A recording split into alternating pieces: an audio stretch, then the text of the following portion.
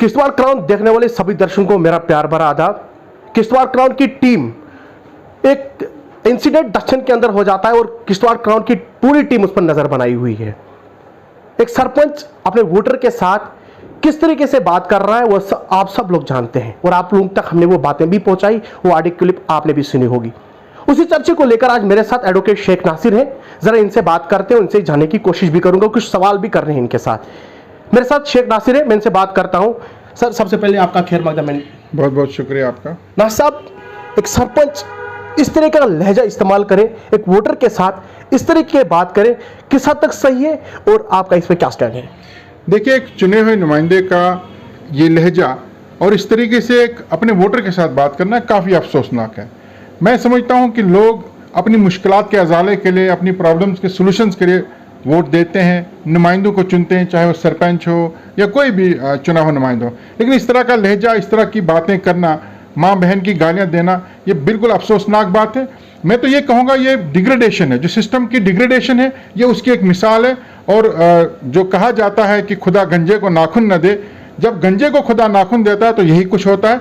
इससे बड़ी अफसोसनाक बात यह है कि वो सरपंच जिसका ऑडियो क्लिप वायरल हुआ है, हमने भी ऑडियो सुना है, वो यहाँ की डीडीसी चेयरपर्सन का शौहर भी है। तो एक जिम्मेदार शख्स को इस तरह का लहजा, इस तरह की बातों का इस्तेमाल करना काफ़ी अफसोसनाक बात है। और मैं समझता हूँ कि आने वाले वक्त में इससे भी बुरा वक्त जो हम लोगों को देखने को मिलेगा। नासिर साहब, मेरा दूसरा सवाल आपसे रहेगा।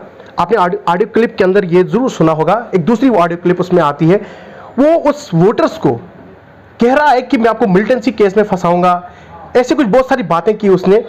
किस हद तक सही है? क्या इस तरीके का लहजा, इस तरीके के फंसाने की बातें किस हद तक सही है? क्यों आप पेशे से वकील भी हैं, इस बारे में आपका क्या कहना है? देखिए, जो पहला ऑडियो क्लिप वायरल होता है उसमें वो उसे माँ बहन की गालियाँ देता है, जो बिल्कुल बहुत ही गलत है। लेकिन उसके बाद जब वो ऑडियो क्लिप वायरल होता है, एक और उनका ऑडियो रिकॉर्डिंग जो वायरल होती है, जिसमें वो उस शख्स को ये धमकी देता है कि मैं तुम्हारे घर पर छापा डलवाऊंगा, तुम्हें मिलिटेंसी के केसेस में इन्वॉल्व करूंगा। ये कोई मामूली बात नहीं है।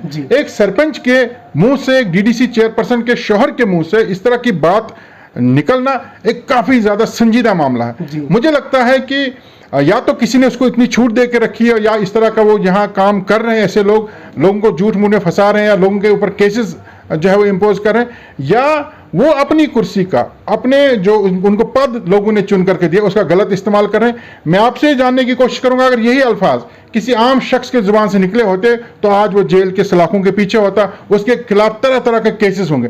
लेकिन क्या वजह है कि 3 दिन हो गए इस तरह का ऑडियो क्लिप सामने आता है जिसमें सीधा सीधा एक शख्स को यह कहा जाता है कि मैं तुम्हें मिलिटेंसी के केसेस में फंसाऊंगा, तुम्हारे घर में छापा डलवाऊंगा। अभी तक वो आज़ाद हवा में घूम रहे हैं। मुझे लगता है कहीं ना कहीं जो यहाँ का इंतजामिया है, यहाँ की जो पुलिस है, वो आंखें बंद करके बैठी हुई है, उनके कान बंद हो चुके हैं। वो सिर्फ गरीबों के ऊपर केसेस लगाने में ज़्यादा आगे रहते हैं। क्या वजह है कि एक सरपंच और डीडीसी चेयरपर्सन के शौहर के मुंह से जब इतनी बड़ी बात निकलती है तो पुलिस कोई एक्शन ही नहीं ले रही है? मुझे तो ये लगता है कि पुलिस शायद इन्फ्लुएंस में है।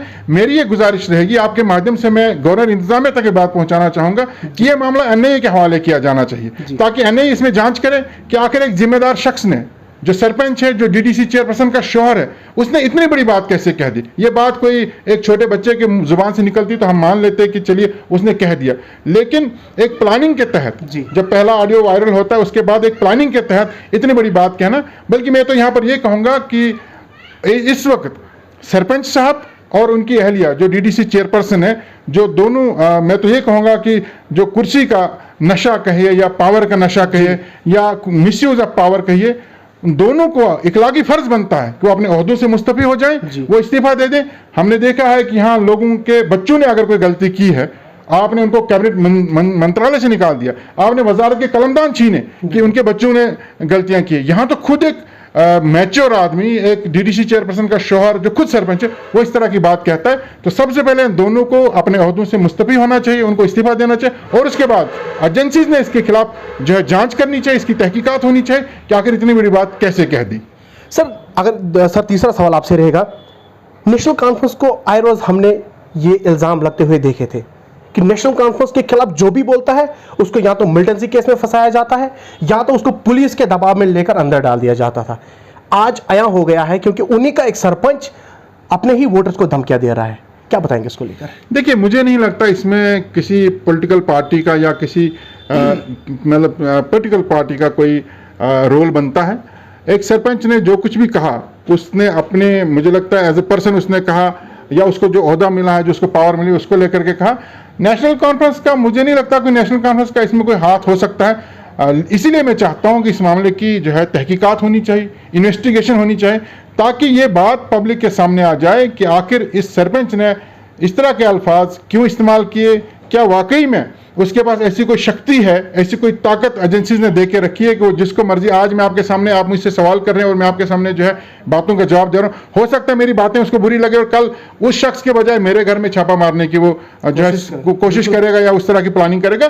तो इस हिसाब से मुझे नहीं लगता यहाँ कोई भी शख्स सिक्योर है। आप जानते हैं किश्तवाड़ एक बहुत ही सेंसिटिव डिस्ट्रिक्ट है, बहुत ही हसास डिस्ट्रिक्ट है, यहाँ फूक फूक कर कदम रखने की जरूरत है। माजी में हमने देखा कि छोटी मोटी चिंगारियों ने भी यहाँ आग लगा दी है।